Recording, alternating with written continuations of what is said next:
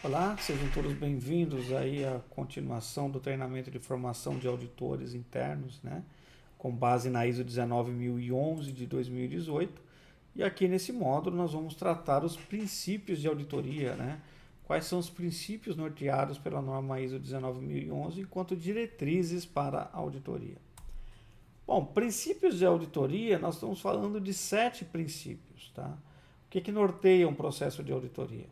Integridade, apresentação justa, devido cuidado profissional, confidencialidade e independência, abordagem baseada em evidência e abordagem baseada em risco. Bom, quando nós falamos de integridade, a integridade é o fundamento do profissionalismo. Então, os auditores, quando eles vão para campo, quando eles estão auditando, né, convém que eles realizem o seu trabalho eticamente, com honestidade e responsabilidade. Somente realizem atividades de auditoria se forem competentes para realizar a atividade. Que realizem o seu trabalho de maneira imparcial, isto é, mantenham-se justos e sem tendenciosidade em todas as suas interações. E desempenhem sensíveis, o seu trabalho, né, sensíveis a quaisquer influências que possam ser exercidas sobre o seu julgamento enquanto realizando uma auditoria. Vamos entender um pouquinho o princípio da integridade, né? Por que o auditor tem que ser íntegro? Tá? Porque muitas vezes nós vamos auditar dentro das empresas pessoas que a gente pode ter tido alguma desavença, podemos lá em algum momento ter tido algum tipo de atrito, tá? Não levando isso para o lado pessoal, mas um atrito na própria organização. Então, o auditor, se ele vai auditar um processo, onde ele vai auditar alguém com que ele teve algum tipo de atrito, né, ele não pode fazer com que esse atrito ou esse evento impacte no processo de auditoria. Porque, caso contrário, a auditoria vai estar totalmente comprometida. E o contrário, o inverso também é verdadeiro. Se eu vou auditar alguém, um processo onde o auditado ele é muito próximo de mim, né? Nos happy hours estamos sempre juntos lá, né? Estamos sempre tem uma afinidade muito próxima. Tomar o cuidado para que isso também não afete o auditoria, né? Não afete aí a condução da auditoria. Então, o auditor ele tem que ser imparcial. Se tem evidência de não conformidade, tem não conformidade. E se não tem, não tem. Não adianta querer ficar ali procurando o pelo em ovo, né? Então o auditor tem que ser íntegro. O auditor também, o segundo princípio, né, falamos da apresentação justa. O que é uma apresentação justa? Né? A obrigação de reportar com veracidade e exatidão. Então, as constatações de uma auditoria. O que é uma constatação? Nós falamos no módulo primeiro de definição. A constatação é, após coletar a evidência, comparar com o critério da auditoria, eu vou constatar algo. Está conforme ou está não conforme. Então, a constatação, os relatórios de auditoria, eles têm que refletir com veracidade e exatidão o que foi visto e verificado na auditoria. Os obstáculos significativos encontrados durante uma auditoria e não resolvidos por uma divergência de opiniões entre a equipe de auditor e o auditado tem que estar relatado. E a comunicação tem que ser sempre verdadeira, precisa, objetiva, em tempo hábil, clara e completa. Então, uma outra coisa aqui que é importante, né? Às vezes, nós estamos realizando uma auditoria e o auditado, por algum motivo, ele não quer ser auditado. Ele está contrário ali ao processo da auditoria. Então, existem ali, de repente, obstáculos, divergências que não foram resolvidas. Qual é o papel do auditor? Relatar, né, no relatório de auditoria, relatar no relatório fica confuso, né, mas assim, apontar no relatório da auditoria que tal coisa aconteceu, que aquele evento aconteceu. Então, tem que ser justo, né? Então, apresentar, refletir com veracidade e exatidão. Então, veracidade, nem mais nem menos. Eu não tenho que ficar aumentando, né, algo e também diminuindo algo, tá? E exatidão é o que realmente aconteceu no processo da auditoria, o que realmente foi verificado e visto pelo auditor na auditoria. Terceiro princípio, devido cuidado profissional. Tá? Então, é a aplicação de diligência e julgamento no processo de auditoria. Tá? Os auditores têm que desenvolver um devido cuidado de acordo com a importância da tarefa executada, né, e a confiança depositada no auditor, né, pelo cliente da auditoria ou qualquer outra parte interessada, e tem que ter capacidade de fazer julgamento ponderado em toda situação de auditoria. Né? Julgamento ponderado, usado o bom senso. Eu sempre falo em todo treinamento, quando nós estamos treinando auditores, quando o auditor vai para campo, enquanto auditor, nós nunca sabemos a pressão que existe do lado do auditado. O auditado, ele pode, você ter um amigo, dividir a sala de trabalho com você aí, mas no dia da auditoria você é auditor e ele é auditado. Enquanto auditores, nós não sabemos a pressão que existe do lado do auditado ou em cima do auditado. Então, às vezes, ele pode estar respondendo de uma forma ríspida, às vezes ele está nervoso, ele está tenso, de repente ele foi ameaçado, de repente o emprego dele está colocado em risco por causa da auditoria. A gente sabe que não deveria ser assim, mas tem empresas e empresas. Então o auditor ele tem que ter essa capacidade de conseguir julgar, né? E, opa, peraí, o que está acontecendo aqui?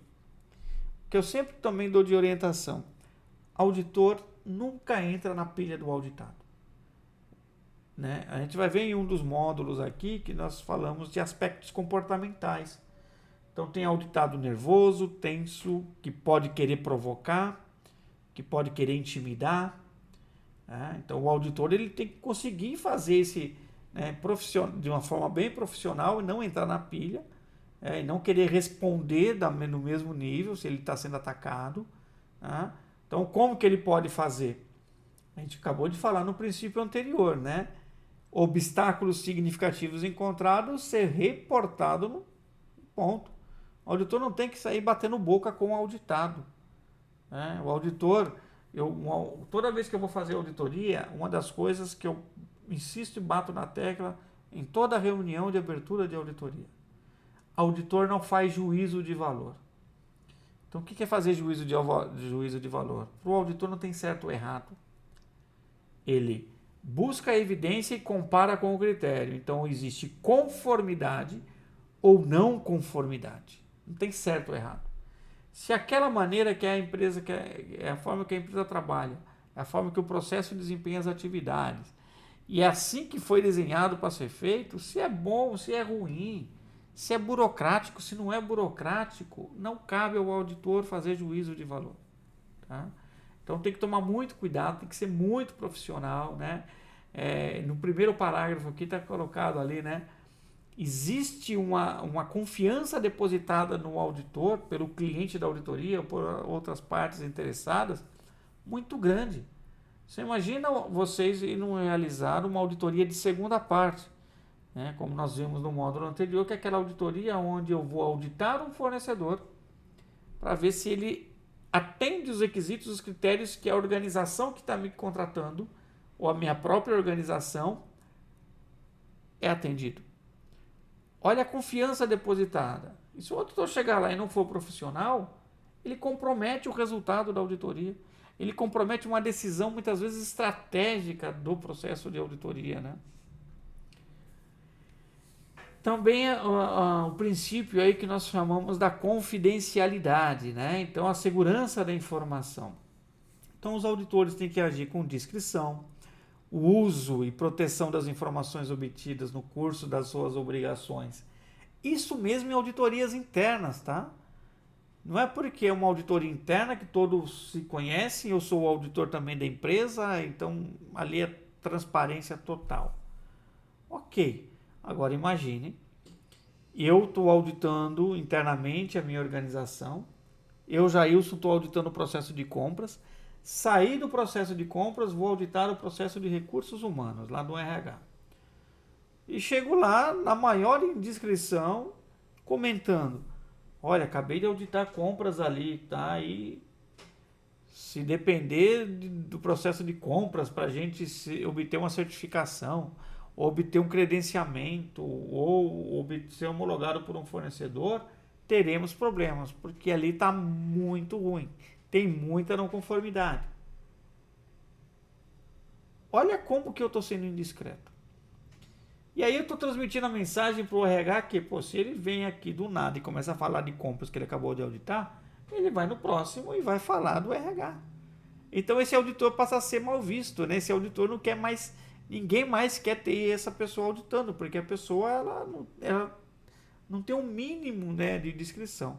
Então o auditor ele tem que ser discreto e ele as informações da auditoria elas têm que ser usadas a quem diz respeito à auditoria, tá? Que mais, né? As informações de auditoria não devem ser usadas de forma inapropriada para ganho pessoal pelo auditor ou o cliente da auditoria, ou de maneira prejudicial para os interesses do auditado. Tá? Então você imagina o Jailson, né? Eu trabalhando como consultor, fazendo auditoria em várias empresas. Eu começo a auditar empresas que são concorrentes. Aí eu começo a levar coisas que eu vi numa auditoria para o concorrente. Cara, que confiança, né? Quem vai querer contar com o trabalho do auditor de Jailson, né? E também o manuseio apropriado das informações confidenciais ou sensíveis. Muito cuidado, né? Às vezes o tipo de informação, né? O nível, né, de sensibilidade da informação, de confidencialidade da informação que o auditor tem acesso, tem que tomar muito cuidado como que ele vai tratar isso, tá? E a questão da independência, né, que é a base da imparcialidade. O auditor ele tem que ser totalmente independente.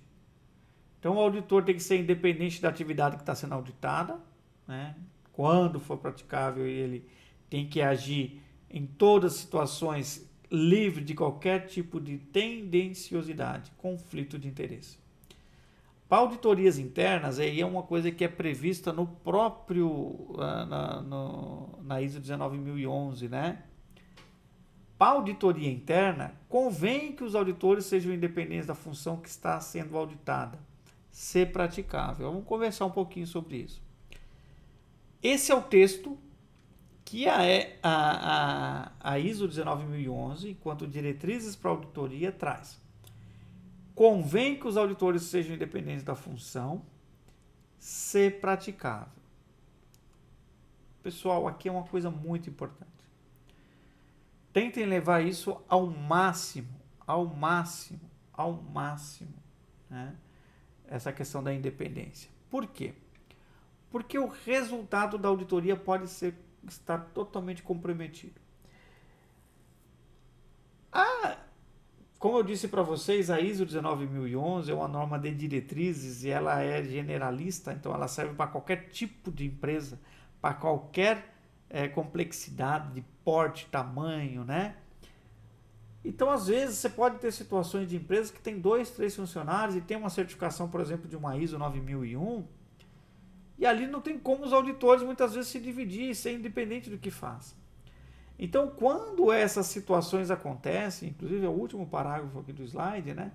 Pequenas organizações, pode não ser possível que os auditores internos tenham total independência, convém que seja feito todo esforço para remover a tendenciosidade e encorajar a objetividade. E isso é difícil, nós sabemos que quanto seres humanos, né, que se eu estou vendo algo que eu tenho uma certa responsabilidade ali, numa auditoria estou percebendo que não está conforme, e aí eu vou entrar comigo mesmo num conflito, depois é mais fácil eu ir lá e corrigir do que eu ir lá e apontar no relatório, né? Para que depois na minha sistemática de ação corretiva eu investigue a causa, vai dar mais trabalho do que eu corrigir. E isso é um perigo, porque a gente pode estar mascarando o resultado de uma auditoria. Por isso que é muito importante, né, a gente preservar muito pela independência, tá? Pô, Jair, mas eu não tenho quem faça, né? E a empresa não tem recurso para contratar alguém de fora para fazer. Gente, auditoria não necessariamente precisa ser feita por alguém dentro da própria empresa. Sei lá, de repente eu tenho um conhecido, né, que tem a qualificação de auditor, vou chamá-lo, vou conversar aqui, será que ele não pode auditar? Né? E de repente eu audito quando ele tiver necessidade também, mas tentem buscar pela independência. Agora, avaliei, tentei de todas as formas e não é possível. Ok, o regulamento, né, a norma, né, o regulamento não, a norma ISO 19011 contra diretriz, ela prevê isso. Mas vocês vão ter que ter um esforço danado para justificar, para comprovar, quando alguém estiver avaliando aí o resultado da auditoria, que ali você realmente foi totalmente objetivo, independente e não tinha nenhum conflito. Tá? Então, os auditores manter a objetividade ao longo do todo o processo da auditoria, assegurar que as conclusões e constatações estejam baseadas somente em evidências de auditoria. Tá? A gente vai falar mais para frente também sobre muito essa questão de evidência, né? Para a gente tomar o cuidado, de repente a gente escuta muita coisa durante a auditoria, mas cadê a evidência? Qual é a evidência de que aquilo está acontecendo? Aí o outro princípio, né, que é a abordagem baseada em evidência, né? Então a evidência de auditoria tem que ser verificável. Então o resultado, a constatação da auditoria não é com base no que o auditor acha. É evidência, é um fato concreto. Geralmente baseado em amostra de informação disponível, né? Uma vez que a auditoria é realizada durante um período de tempo finito e com recurso limitado. Então a auditoria ela é amostral. Tá? Então as evidências são suportadas com base naquilo que você viu durante a auditoria. Por que eu comento isso? Porque tem situações que às vezes durante a auditoria, você tem um dia para fazer a auditoria, e o auditado não conseguiu te apresentar determinada evidência durante aquele dia da auditoria. Aí no dia seguinte ele fala, olha, encontrei lá o registro, o documento que você estava precisando. A auditoria já acabou. Né? Lembre-se, ela tem um escopo definido, ela tem recursos definidos, limitados, e ela tem um período de tempo. Se não foi apresentado naquele momento, existe um desvio, existe uma não conformidade. E aí o auditado vai ter que investigar depois na sua ação corretiva o porquê que não foi possível evidenciar durante a auditoria. O que falhou para ele não conseguir recuperar um documento, um registro, a informação durante a auditoria. Convém que o uso apropriado de amostra seja aplicado, né, uma vez que a situação é intimamente relacionada com a confiança que pode ser depositada nas conclusões de auditoria. Né? Uma outra coisa muito importante quando a gente fala de amostra, o auditor não vai normalmente com um plano de amostragem na mão, tá? A não ser que seja algo muito específico, que ele vai fazer um tipo de auditoria, por exemplo, em produto, que aí ele tem até normas, regulamentos ou planos de amostragem que ele fala, tem que pegar uma amostra X disso para submeter para uma avaliação. Fora isso, quando eu estou auditando um sistema de gestão, auditando um processo, a amostra é aquilo que o auditor se sente confortável. Ele se sente confiante para concluir o resultado da auditoria. Eu, Jailson, eu posso estar lá num determinado processo e pedir 3 evidências e me sentir confortável com o resultado daquilo. E de repente eu posso ainda não estar confortável pelo que eu estou vendo e querer solicitar mais amostras. Me traz mais uma, me traz uma outra, uma quinta. Então isso é o auditor, ele tem que estar confortável porque ele está concluindo. Lembre-se, né, de tudo que é depositado enquanto confiança no papel do auditor. E o último princípio de auditoria, né, que a gente fala abordagem baseada em risco. Está em vermelho aqui nesses slides, tá? De uma forma proposital. Porque essa abordagem baseada em risco é uma das mudanças que a ISO 19011 traz na versão 2018. Até a versão 2012, essa abordagem baseada em risco não era trazida, né, nas diretrizes de auditoria. E aí, com a evolução das normas, principalmente a 9001 trazendo abordagem de risco e tudo mais, começou-se também a identificar aí a necessidade que os princípios de auditoria, né, também que os critérios, as diretrizes de auditoria têm uma abordagem de risco. Então, o que a norma está trazendo? Né? Convém que a abordagem baseada em risco influencie substancialmente o planejamento, a condução e o relato de auditoria, assegurando que as auditorias sejam focadas em assuntos que sejam significativos para o cliente da auditoria e alcançar os objetivos do programa de auditoria. Então, O processo de auditoria em si tem uma série de riscos. O que pode dar errado?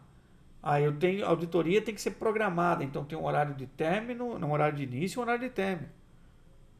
Pô, será que pode atrasar o horário de início? Pô, se vai atrasar o horário, vai desencadear aí todo um monte de atraso durante a auditoria, eu posso não conseguir cumprir o programa de auditoria. Opa, então o que eu vou fazer? Como que eu vou mitigar para chegar no horário? Né? O risco de não chegar no horário. Né? Eu posso ter risco de segurança, de integridade do auditor. Como que eu vou precaver com relação a isso? Então tem uma série de riscos aí que tem que ser identificados quando da auditoria, tá bom?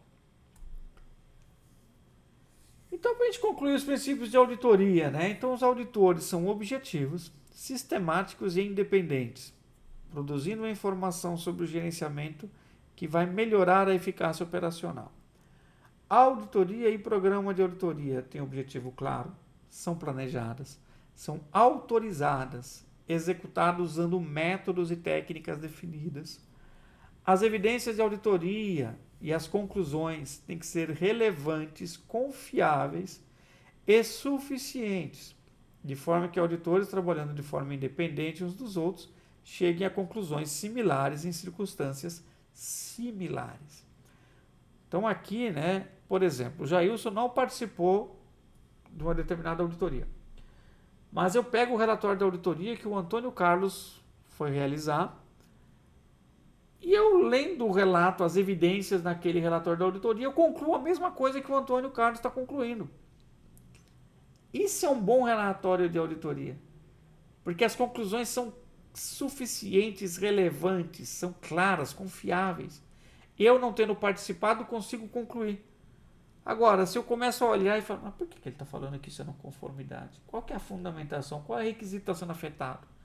Começo a ter problemas, né? Começo a identificar falhas possíveis aí no programa, no processo de auditoria. Os membros da equipe de auditores têm que ser competentes, livres de persuasão de qualquer conflito de interesse.